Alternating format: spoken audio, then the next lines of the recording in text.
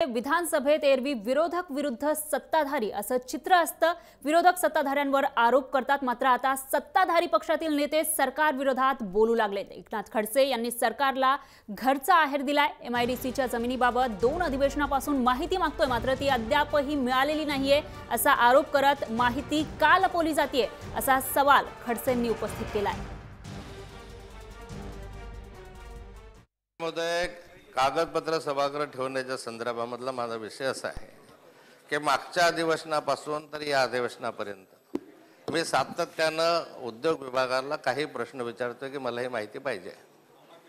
MIDCच्या संदर्भामध्ये किती प्लॉट मोकळे केले, 32चे किती नोटिफिकेशन काढले, 1995चा सर्क्युलर जिवंत आहे की मेलेला आहे, अशा स्वरूपाचे माझे काही 5 प्रश्न मी मागच्या अधिवेशनात विचारले। त्यावेळेस त्यांनी सांगितले मी ठेवतो, सभागृहात ठेवतो असं सांगितलं। या अधिवेशनात विचारला तर अधिवेशन संपायला आलं तरी ठेवलं नाही। अशी काय मजबुरी आहे, अशी काय मजबुरी आहे या राज्यभरामध्ये? अध्यक्ष महोदय, 32चे किती प्रकरण म्हणजे जमिनी संपादित करायसाठी नोटिफिकेशन काढलं, हजारो एकर जमिनी शेतकऱ्यांच्या घेतल्या, परंतु त्या मोकळ्या गेल्या।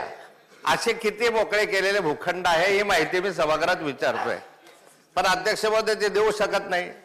मला जर ही माहिती सभागृहात 6 महिने मिळत नाही, पॉइंट ऑफ इन्फॉर्मेशनच्या माध्यमातून ते चाललंय काय?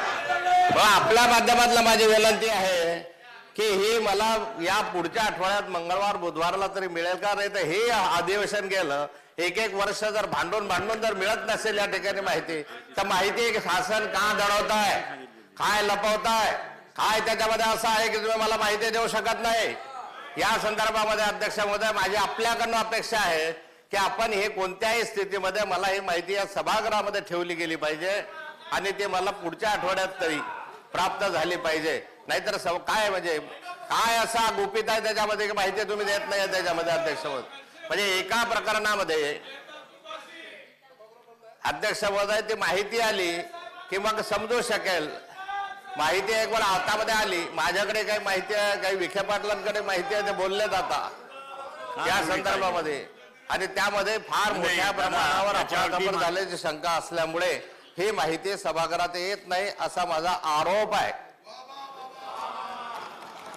त्यामुळे मी मागितलेली माहिती मला आपण मिळवावी, आपल्या माध्यमातून मिळवावी अशी मी आपल्याला विनंती करतो।